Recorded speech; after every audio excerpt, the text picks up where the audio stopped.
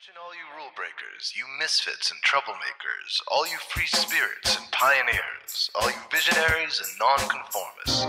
Everything the establishment has told you is wrong with you is actually what's right with you. You see things others don't. You are hardwired to change the world. You are listening to the Spiritual Activist Radio Show, and I am Rahasya Uncensored, where we look at the world not as it is, but as we know it can be, if and only if we have the courage to question the answers we've been given. This is our world, and it's time for us to take it back. Okay, today we're going to be talking with Michael Reynolds. He's called the Garbage Warrior, and he builds houses out of old tires and cans and a little bit of everything. But before we get into that, I suppose that most of you know that here in the Paradise, Magalia area, I live in Magalia, that we've gone through the worst and most devastating fire in the history of California. 14,000 personal homes, and that's not counting a few thousand business buildings. And I think the thing that we have to really start looking at here is what is going on really, because a lot of people are asking me, they're saying, okay, this was caused by directed energy weapons. Okay, when I first heard that, I thought, okay, let's look into this. The more I look into it, the more truthful it actually looks like it is. I mean, how do you get rid of 14,000 homes so quickly and so completely? And the answer to that, I know this sounds strange, but I think as we put these pieces together, we have to ask some serious questions. Like Building 7, there's a really good documentary called Incontrovertible. It's made by the police and firemen, and it's specifically to other police and firemen to, hey, wake up. This building did not come down because of an office fire. It's ridiculous. It's childish. It's moronic to even think that that could even possibly be. But even when you look at the Twin Towers, think about this. Even if this was thermite, even if this was a controlled, they have these mini nuclear explosions that they say might have caused this, and there is some radioactivity there. But what is it that would cause a 100+ story building that got hit with basically kerosene, it's the jet fuel, and most of that burned out on the explosion? So what is it that would turn a building 100+ stories in less than 10 or 12 seconds, turn it into a pile of dust? That's not what a fire does by any stretch of the imagination. And I think anybody with a little bit of IQ and a few brain cells firing still would come to the same conclusion. There's something more to this. Now there's General Stupelbein. He has already openly said that there's absolutely no way that a plane struck the Pentagon. There's no way a plane with two 6,000-pound titanium Rolls-Royce engines would have just sort of vanished into the building without leaving major holes. Something went through that building and came out the other side pretty much intact. There's a round hole. It went through many, many, many feet of reinforced concrete and steel. A plane would not do that. It would bust all to pieces. I was listening to something the other day, and they've been interviewing some of the people that was involved in that. Their families were involved in that, and I think this lady, it was her daughter, and the powers that be brought her some of her daughter's personal things that was on the flight, and her passport and some other paperwork. And the mother said, well, where did you get this? And they said, well, it was on the seat next to her. I mean, where's the seat? They didn't find any seats. Flight 93. Just a hole in the ground. First time, every single situation we could talk about that has to do with 9/11 is very, very mysterious. And any one of them would make anybody wonder. And I tell you, this fire in paradise is striking an old familiar code with all of this. Because I don't know if you've gone to our website, but if you go to LotusGuide.com/campfire, since I have a press pass, we were allowed to go in, and strangely enough, we were the only news show that was actually driving through the rubble and taking videos. All of the traditional news was just basically standing in front of a pile of rubble, doing their blah, blah, blah, blah, and getting into their vans and heading back down to the city. But if you go there, you can watch some of the videos I took, and it's really revealing, super revealing, because these homes were brought down to dust and so quickly. And I've talked to John Lord. He's a retired fire captain out in Lake County. He said there's like 1,000 degrees that's unaccounted for, and it's not natural. He said, okay, if it's not natural, then what is it? It's something unnatural. If it's unnatural, I think we do need to get to the bottom of it. Right now, we've been over our heads here just dealing with helping people get in homes and places to park, places to be, food, water. It's because the news cycle is over. And once the news cycle gets over, it's really hard to keep people engaged.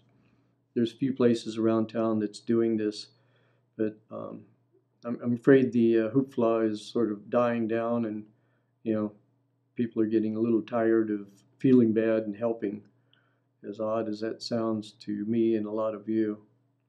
So what we're doing, in case you're interested, we're starting the LotusGuide Center for Healing and Information. It's going to be in Paradise. And if you go to our website, and you can get all the information there. It's going to be at 6268 Skyway, right in the middle of where everything happened. And we're going to set it up to where we can have open mic, because we've lost that center, the Buffalo Norton Hall. We're going to set it up to where we can have roundtable discussions, think tanks. My wife Dara is going to do her weekly meditations there, which are meditations specifically for relieving stress and letting you take in a deep breath and just letting it go. Because there is a kind of meditation, it's sort of based upon a lot of bioenergetics and somatics, which is mixed in with this. And the best way to explain it is, think back to when you were a kid. What did you do when you got mad? Didn't want to go to school? You'd throw a temper tantrum. You would throw yourself on the floor and you would jump up and down going, "No, I don't want to go to school." That is because our bodies know what to do with frustrated, stressful energy. It runs it out. So these meditations that my wife does is really, really good. And you can see more about that on her website, which is daralemos.com, DHARALEMOS.com. And she just did a voiceover for that. That's pretty cool, because people like to be guided. And it's a good idea for this, because there's a lot more to it than just finding a quiet corner, sitting down, crossing your legs, and go, because you see people doing this.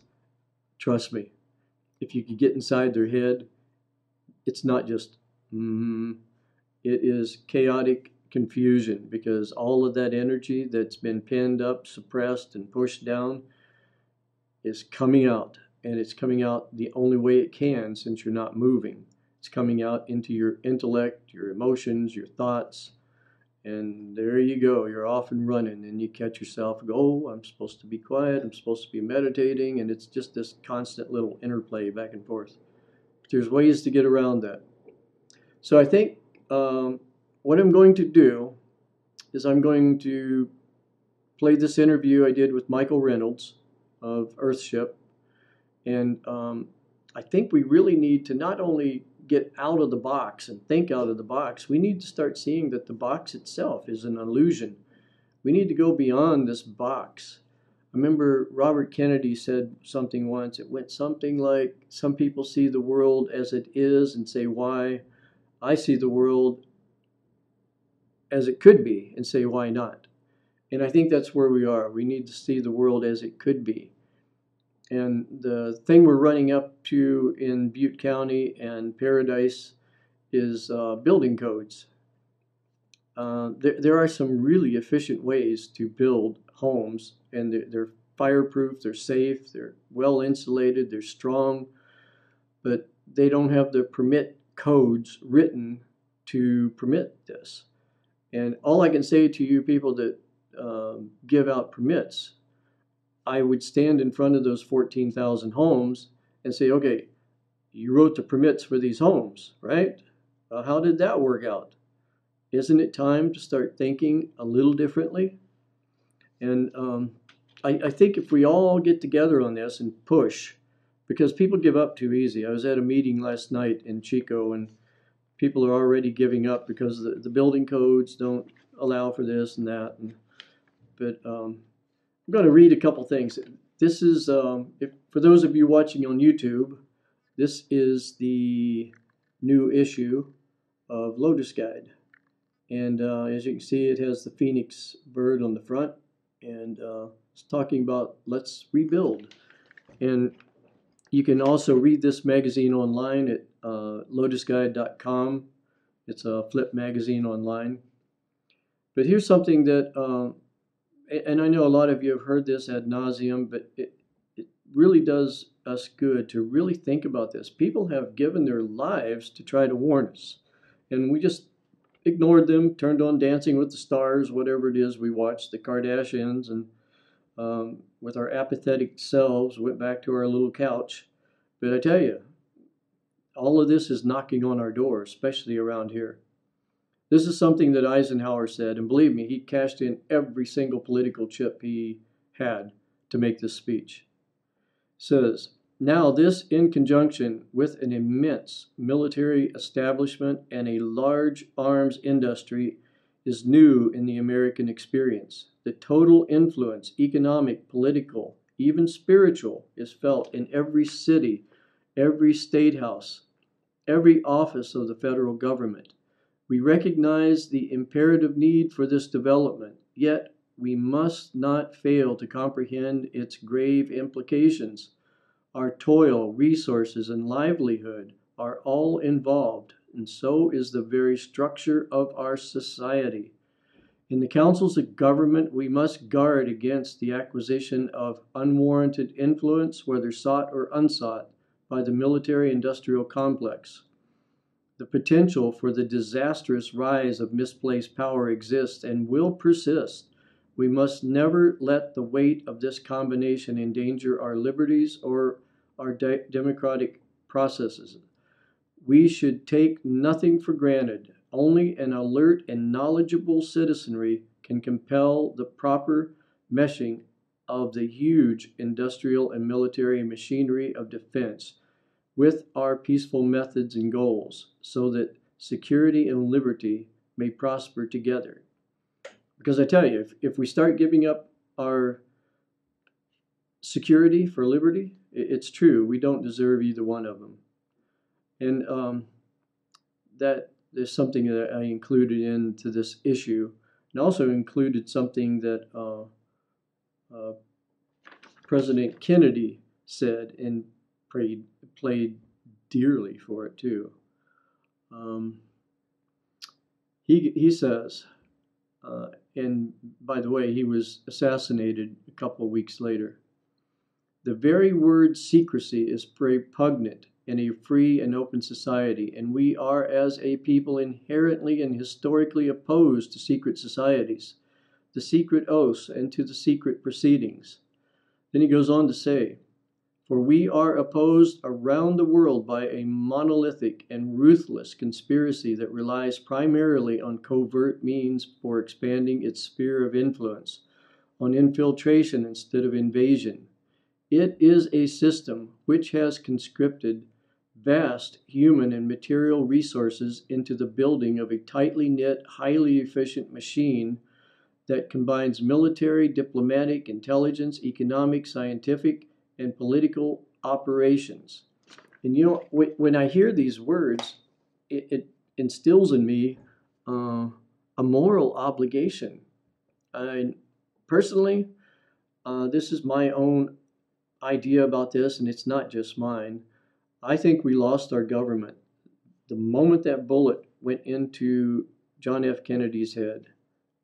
That was a coup that was pulled off so well, so quick, so seamless that we didn't even notice until years later. But come to find out, it wasn't seamless and it wasn't perfect. And everybody is pulling on these loose strands and loose ends, and it's unraveling. And when you compare the assassination of Kennedy, which most people know that it wasn't some guy in a library that was some fantastic shot that shot him from the rear and the bullet went into the front of his head. The Twin Towers, I mean, they've gone way too far with Building 7. I mean, they pushed it. Now around all these fires in Northern California, and then when you add up all of the information around it, including the information that it's one of the people from Rothschild, the House of Rothschild, that has been responsible for almost every war in the past 150 years by financing both sides. He sits as CEO with PG&E, and I'm sure that the Rothschilds owns PG&E. They probably own quite a bit of energy. They've been doing the energy grab since they found out about fossil fuels. They want to control people. And the one way to control them is to control their energy, their communication, and their money. And if you control that, you can control where they live, what they think.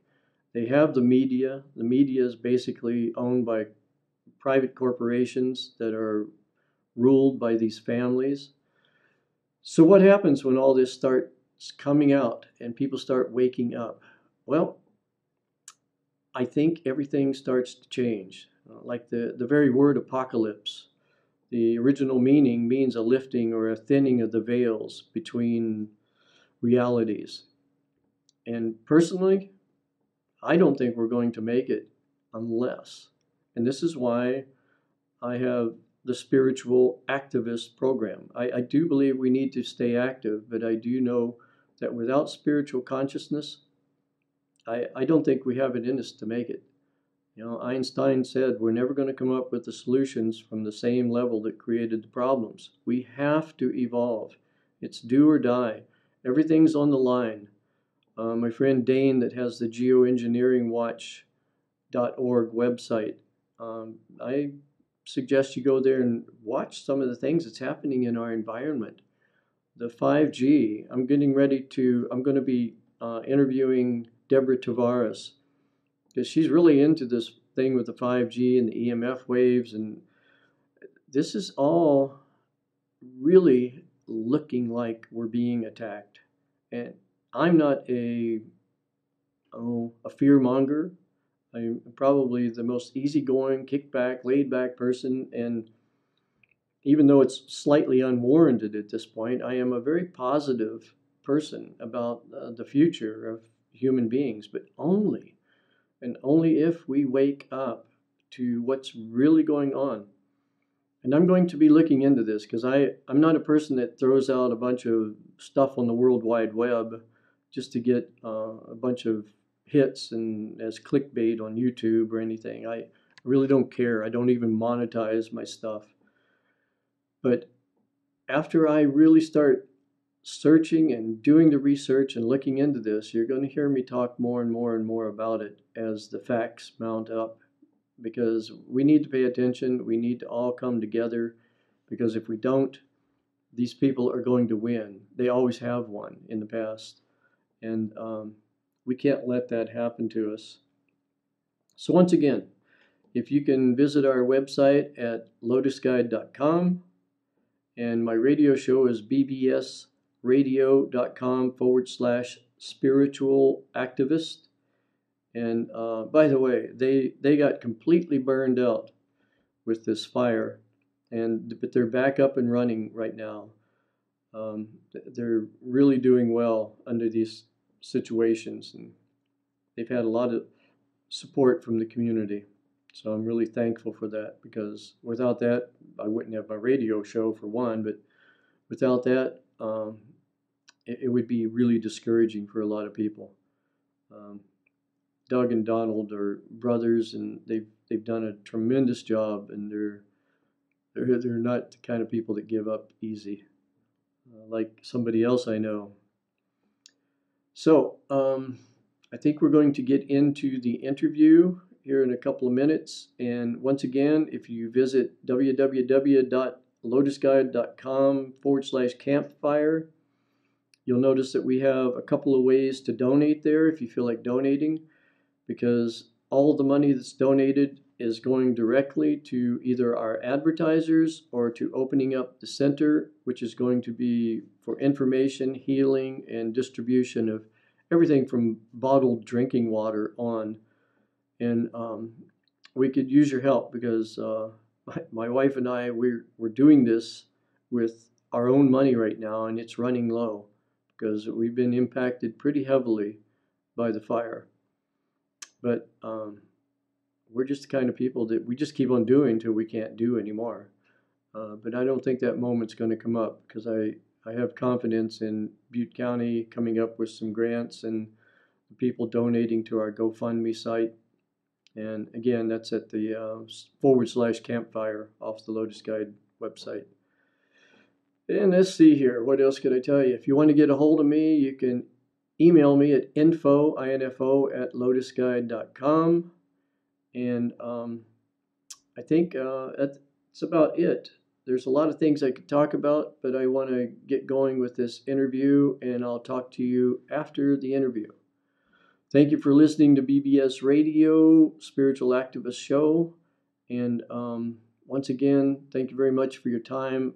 And I really try to make each show worth your while to listen to. So thank you very much. Now let's listen to Michael Reynolds. So I'd like to start this out, Michael, with something that I heard from a really good friend of mine, Bruce Lipton. He's a microbiologist, and sort of set the tone for this interview. He once told me, he says, remember the story about the caterpillar becoming a butterfly? And I said, yeah. He says, well, something that a lot of people don't really recognize is the fact that there's that part in the middle, because the caterpillar ends up eating hundreds of times its weight in food and almost destroys its environment. But for some unknown reason, it finds some place to hang upside down and spins its cocoon and completely starts breaking down. And in the midst of that chaos, if you would open up that cocoon, it looks like a bunch of, well, let's just call it garbage. Looks like a bunch of chaotic garbage. But inside all of those cells that look really chaotic are something called imaginative cells. And he says that the amazing thing about the imaginative cells is they somehow pick up on a visionary experience of what has to be.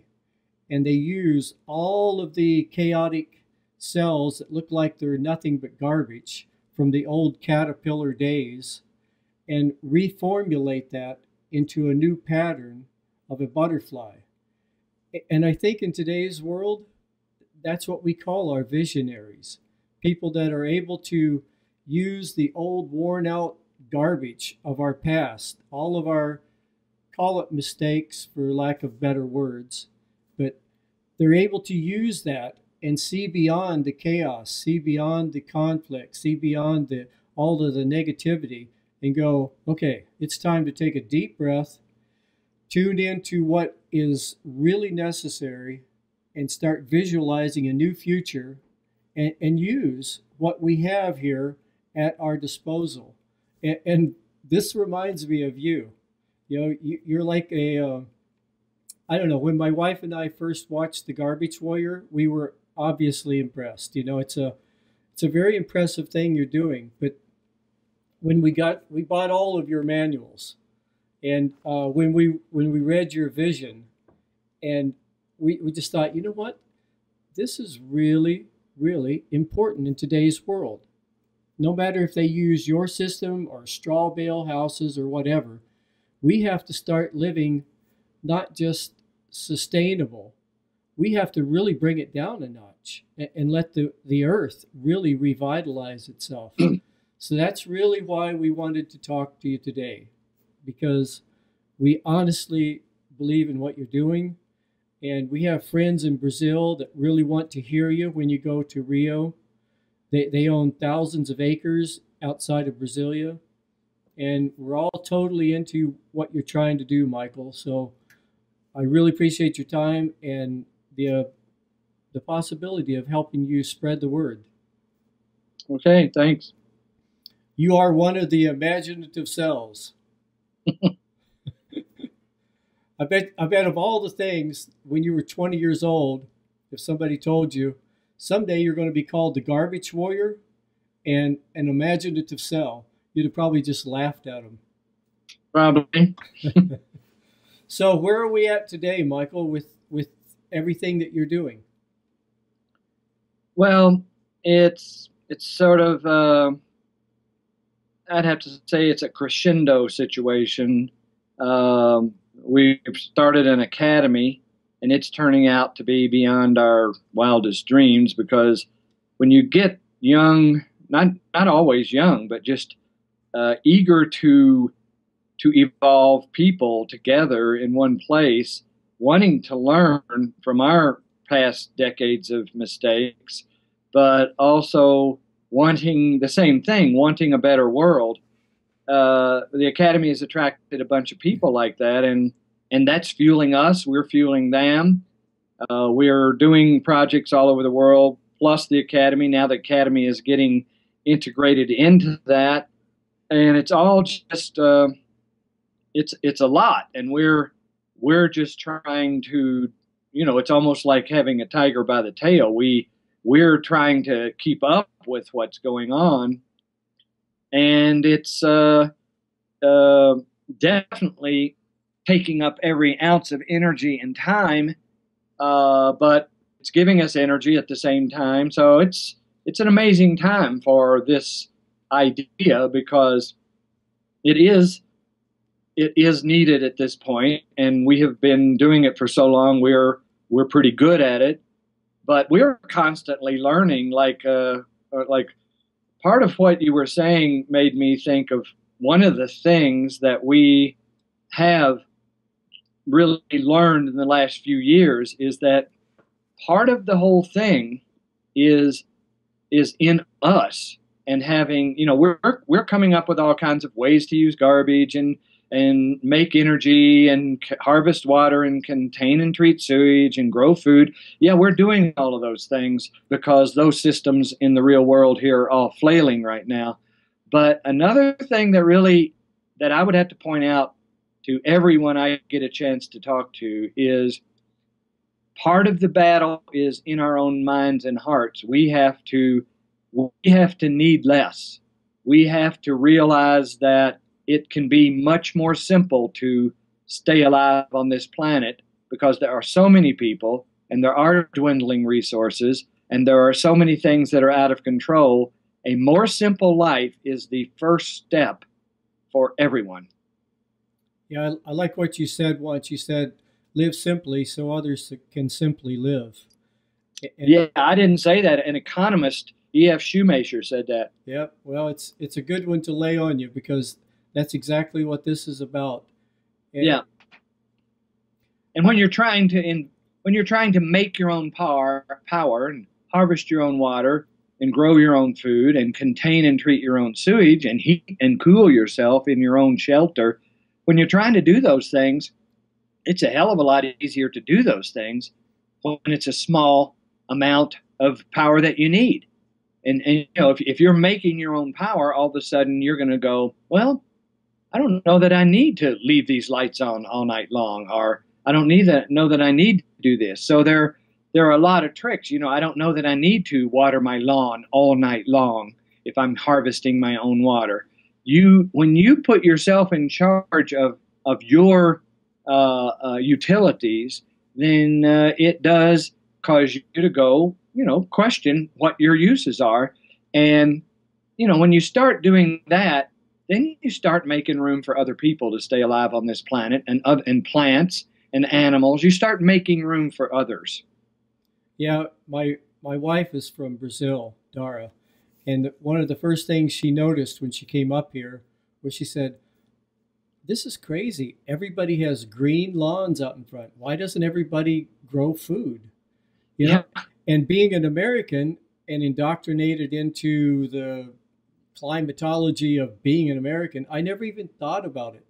But the more I thought about it, it's actually changed our lives. We have a garden out back. We have a whole solar bank of solar panels. We have 2 wind turbines, but it feeds back into the system and just sort of equalizes our electric bill. But you know, it's a start. You know, it's a start because we really think. Now, here's where we have to get a little bit real. I mean, I think maybe you have more faith in people than I do. I'm not sure.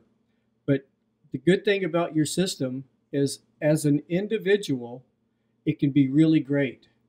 Collectively, it could save lives and mankind. But I'm not too sure if people will do this until it's too late, because people are so comfortable, especially in the United States. And I think this is something you're going to notice when you go to Brazil.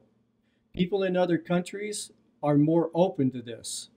One word when you go to Brazil: favela. We had an idea in Brazil when we first watched The Garbage Warrior to get in touch with the powers that be in Rio and start a movement, because you could start at the favela at one level and just start working your way down and using all of their bricks and stones and mud and just revitalize that whole area. But that would be a quite a job to tackle. But here in the United States, I don't know. I think people are going to stay on this boat until the bow sinks. But it's really good to get the word out for the people that really want to take advantage of this. What do you think about that? Well, I'm pretty sure that see, you can go either way. You can say that the world is not going to make it, but we're just going to make a few people as comfortable as possible on the way down. You know, you can say that we may make it in time, but the thing is, that's the future. Now is obvious.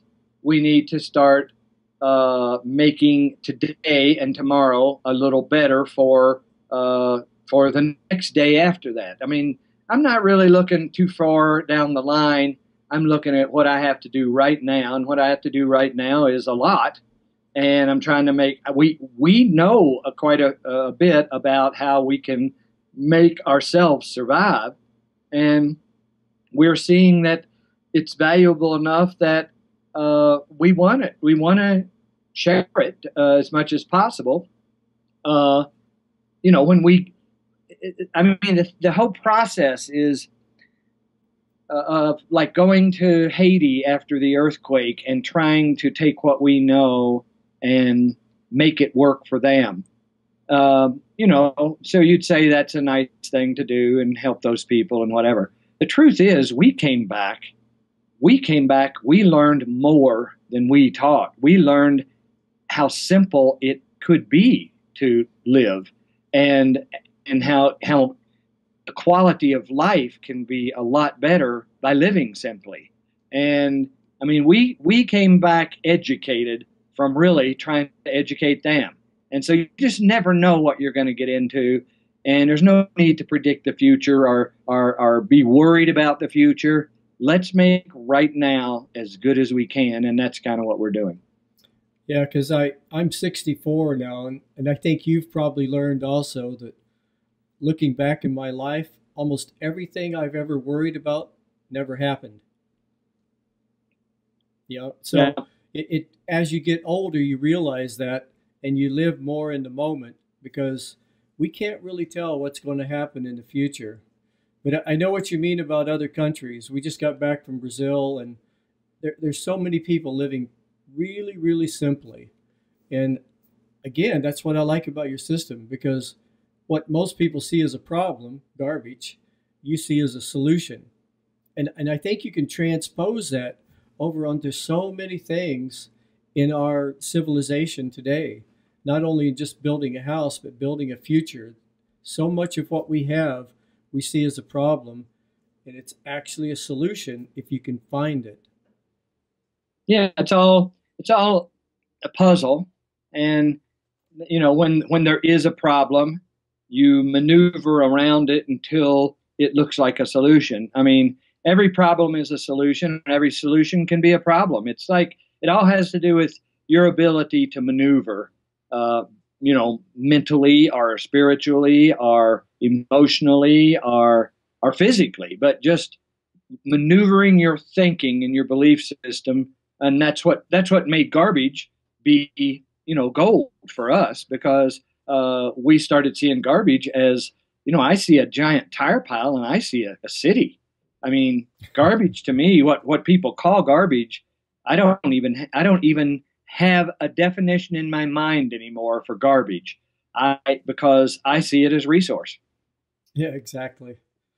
Yeah, I think the more we go along too, the more we're going to have to realize that. Every once in a while I go to the dump, and I just seeing it fill up. And we live in a small community, and I'm seeing that dump fill up. It's amazing that we live in such a world where the systems are so centralized, and not only were we dependent on a centralized system, but we're dependent on a monetary system that is also very fragile and right at the verge of being dysfunctional.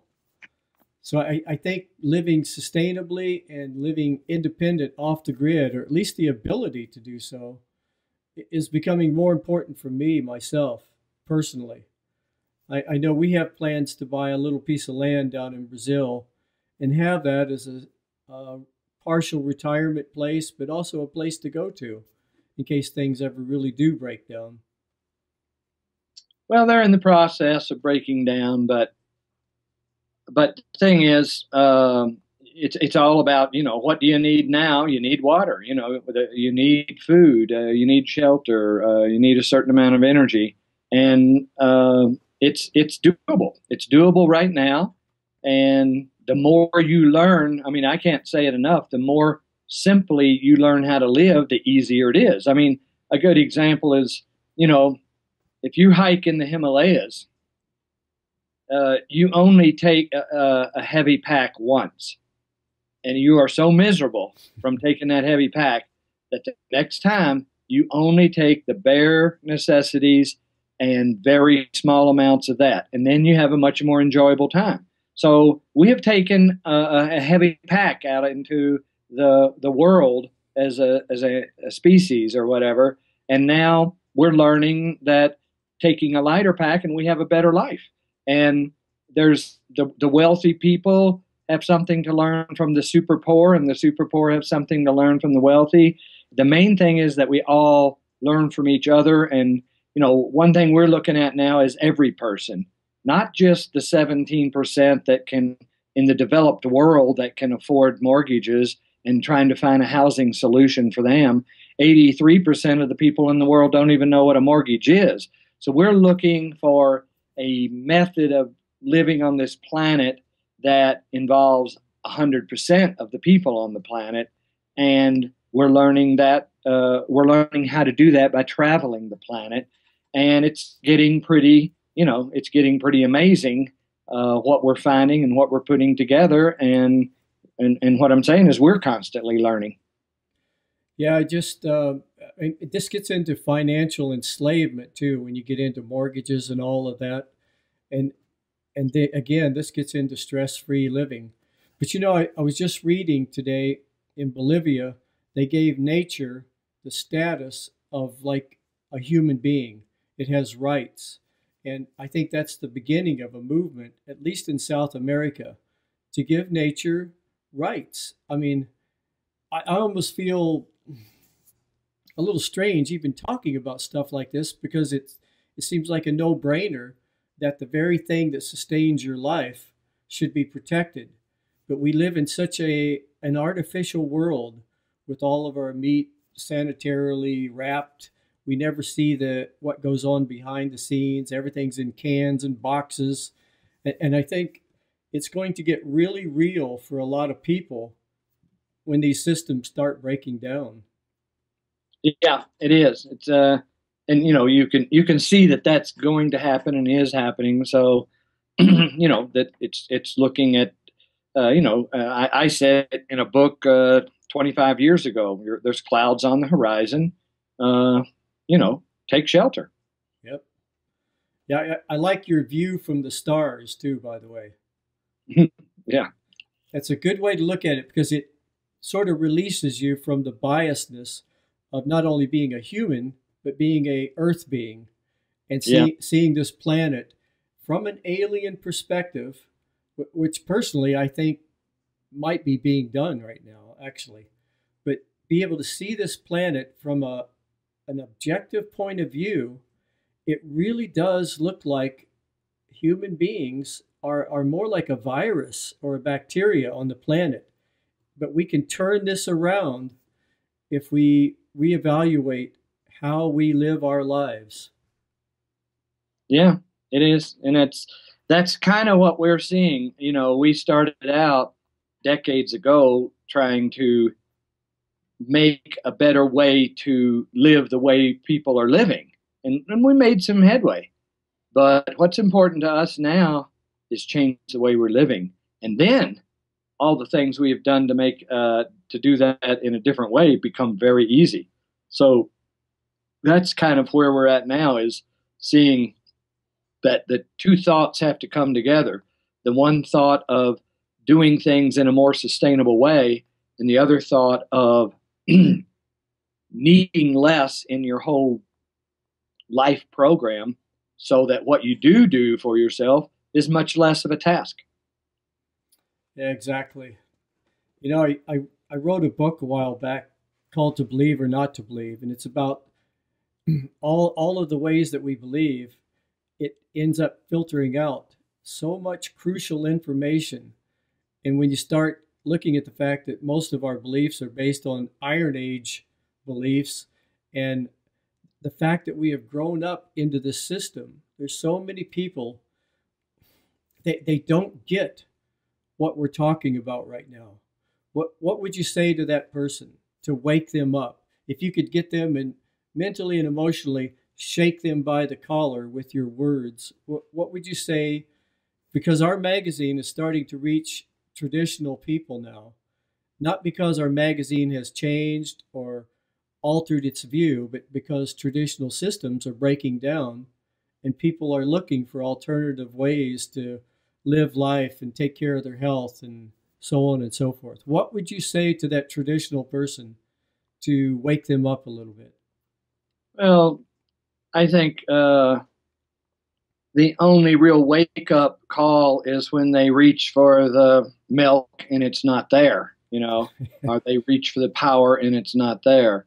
And you can't warn them enough, but it's if you can bring something to them right now that impresses them, and that's kind of what we're trying to do. We're trying to travel in the developed world as well as the undeveloped world, and and bring situations about that show people they do not need the centralized situation in the economy. The decentralized approach is really the shot. And I mean, it's not like I don't really try to convince people I just put it out there and do it and live it, and then if people see the value in that, they do, and if they don't, they don't.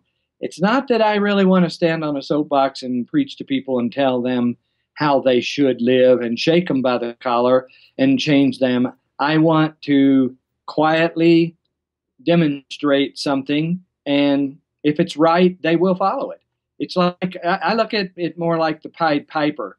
You know, I'm playing a tune, and um, the people that feel are moved by that tune, they're going to they're going to follow that tune.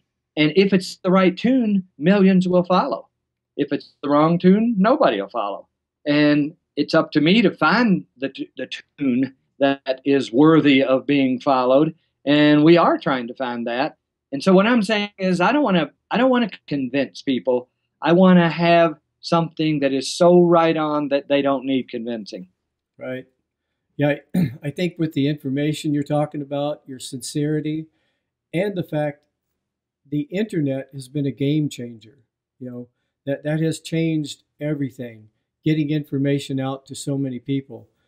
All of this considered, and I think people are finally starting to recognize that the big changes in life all throughout history have never come from the emperor, the king, or the president, or the people at the top. Every great positive moment in history has always come from one individual at a grassroots level that started a movement where there was a need for that movement. And I think we can see that now with our government. Our government is dysfunctional. And the people at the top, they're not going to initiate change. It's up to people like us at the grassroots level using the power of the internet to really spread the word. Right. You know, it's completely up to us. I think that is the biggest thing we have to come to grips with, to bring back our power as individuals and realize I can do this. This is my life, and it's passing before me. I can do this, and get off the idea that the government is going to do it for us, or some organization, or anything. It is up to us as individuals. I agree. So you were raised in Kentucky, huh? Yeah. Yeah, I lived in Louisville for a while, actually in LaGrange, Yeah. Nashville, Tennessee, born in West Virginia. So we're out here in the West now, Michael. Yeah. Yeah. Well, listen, I'm going to let you get back to your life because I know you're busy. Okay. I'm going to really do the best I can with this, transcribe it, and I'll be sending you some magazines once we get it published. Sounds good. Okay. Okay, Michael, you have a great time in Canada, and I think we'll be in touch again because my wife and I, we want to come down there, do a seminar, and get some hands-on at some point. Sounds good. Nice to talk to you. Yep, same here, Michael. You take care. Well, that was Michael Reynolds, and as you can see if you're looking at this on YouTube, he's quite a character, and it comes through with his voice too. But it takes characters in this world to do what has to be done, because if we keep on doing things the same old way with the same old people and expecting different results, I think that truly is insanity. And with people like Michael Reynolds, and we're going to be doing another interview with this guy too. He's going to be coming here to the Paradise area and actually building a little place on some friends of ours' property. And again, if you want to get in touch with me and need any of this information, we have 9,000 people on our email list, and you could easily be one of them. But email me at info@lotusguide.com. And I think I'm finding myself in a position at this point in my life where I'm starting to feel a responsibility to step out there into some pretty fragile areas as far as being a public person, because you have to put yourself out there and be prepared for it, especially when you start talking about things that has to do with the government. And I'll tell you something, I've never actually told anybody this in public. I've told a few friends this. Things have changed now. About 6 or 7 years ago, I was going to write an article on the reptilian connection with our government. And this guy I know, that he is a, I don't know how to explain this guy, except he does have connections with extraterrestrials, I believe. Neil Freer has connected me with him. Neil Freer is an old-time investigator. But I told this person that I was going to do this, and he says, nope, nope, nope, nope, don't do it. He says, I know people that's made this connection with the government and reptilians, and it was a serious mistake. Your whole life will be turned upside down. But like I say, that's been 6 or 7 years ago. Things have changed now. People starting to talk. There are some strange things going on with the Antarctic. I don't want to bore you with all the little things that are going on, but for some of you that don't know about this, check it out. Do your research. A lot of times I put something up online on a YouTube or on my Facebook, and people say, well, tell us the results. Tell us what you found out. And I say, no. Here's the place where you go do your due diligence and find out for yourself. And I did this in the last issue of LotusGuide too. I gave people a reading list. Go out there and read. It's like not rocket science to find out what's going on anymore. People are writing about it all over the place. And I'll give you the same thing. There's some good websites. StopTheCrime.net. That's with Deborah Tavares. Geoengineeringwatch.org. That's with Dane Wigington. He's done so much. He's done the most as far as making people aware of what they're doing to our environment. And this has something to do with our fires too, because the aluminum oxide could explain the temperature rise that nobody can quite explain. And we have ChicoSkywatch.org here in Chico. That is also a good website. They have weekly meetings. And if you're caught in the California wildfire and you want some help from a law firm, you can go to cawildfireattorney.com. This is the attorneys that Robert Kennedy Jr. is representing. And again, you can go to my website, lotusguide.com/campfire, and you can actually see the damage that was done. And if you feel inclined to donate some money, there's 2 links there that you can do so. And if it needs to be to a nonprofit, my radio show is a nonprofit. And here's some books to read. And I highly suggest, if you haven't read these books, go out and get them and read. Get caught up with what's been going on. There's Ruled by Secrecy by Jim Marrs. Excellent researcher. The $1 Trillion Conspiracy by Jim Marrs. He recently passed away. The Creature from Jekyll Island, a second look at the Federal Reserve by G. Edward Griffin. Excellent book. You think the Federal Reserve is really complicated? It's only because they want you to think that. It's really pretty easy. It's a Ponzi scheme. Just read that book and you'll see. The Secret History of the World by Mark Booth. I have read that book and I've listened to it 3 times now. It's amazing. I remember having dinner with David Icke a few years ago. My wife and I were sitting there at the dinner table, and I asked him, so David, what should I remember when I'm trying to figure out what's going on in the world? He says, always, always remember this. Nothing, absolutely nothing is what it appears to be.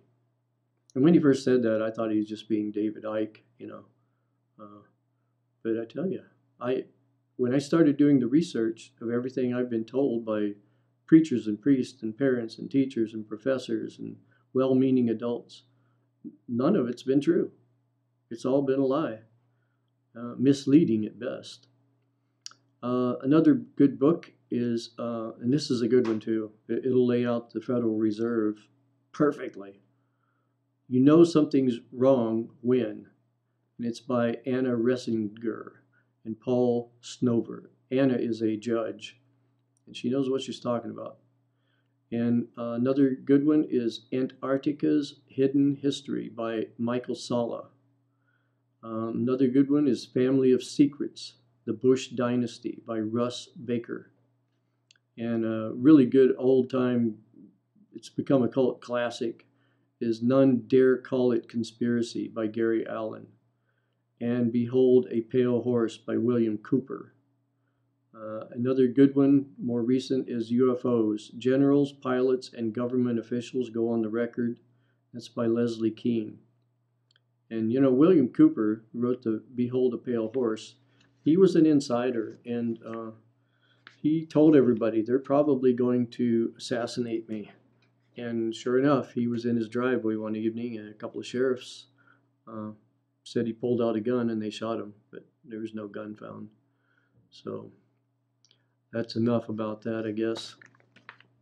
And I hope you enjoy these shows that I'm putting up, because to tell you the truth, there's a part of me that would just soon disappear back into the woodwork and just let things be, because sometimes I feel like there's not much effect from individuals and myself, but the accumulation of everybody speaking out is starting to make a difference. People are starting to wake up.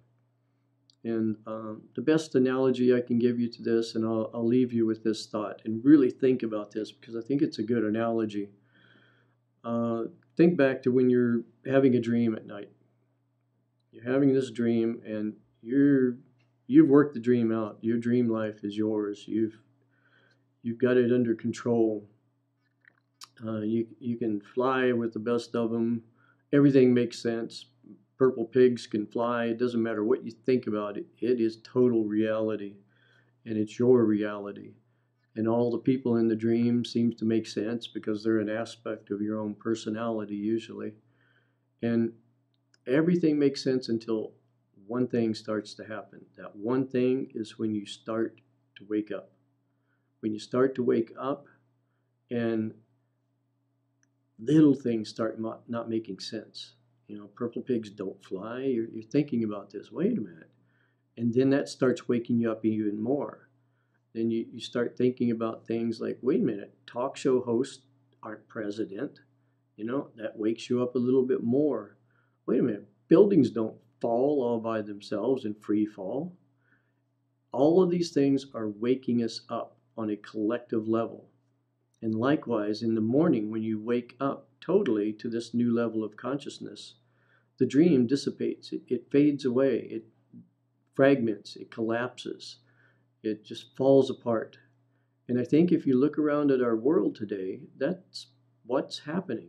Collectively, we're waking up as a collective consciousness. And as we wake up, the dream, the American dream, the global dream, you had to be asleep to believe it in the first place, but it's starting to not make sense.